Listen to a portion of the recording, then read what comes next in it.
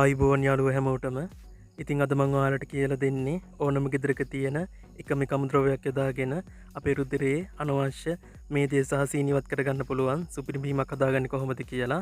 ඉතින් යාළුවනේ අපි බලමු ගොඩක් ලේසියෙන් ඉක්මනටම මේ බීම හදාගන්නේ කොහොමද කියලා. ඉතින් අද මම මේක හදන්න අරගන්නේ හොඳින් වේලගත්ත ගොරක ටිකක්.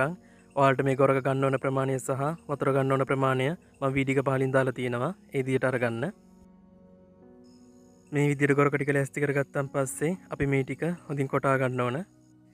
ඉතින් මේ වගේම ගොඩක් ලේසියෙන් කෙට්ටු වෙන්න පුළුවන් ස්වාභාවික පාන වර්ග මම channel එකට දාලා තියෙනවා. ඒ හැම වීඩියෝ එකක්ම මේ වීඩියෝ එක පල්ලෙහා description එකෙන් බලන්න පුළුවන්.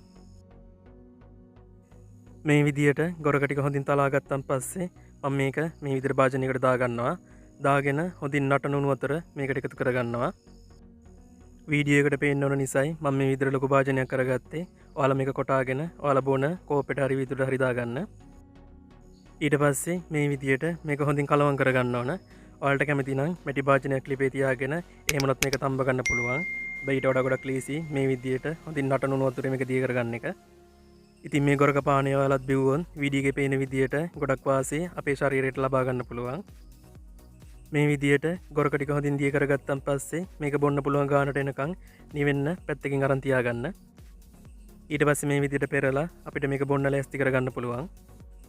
ඉතින් මේ රෙසිපි එක සිංහල ආයුර්වේද වෛද්‍යවරයෙක්ගෙන් අහලා ඔයාලට ගෙන අප රෙසිපි එකක්.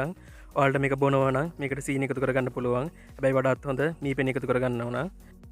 හැබැයි මේක ગેස්ට්‍රයිටිස් තියෙන අය සහ ගැබිනි මව්වරුන් බොන්න එපා.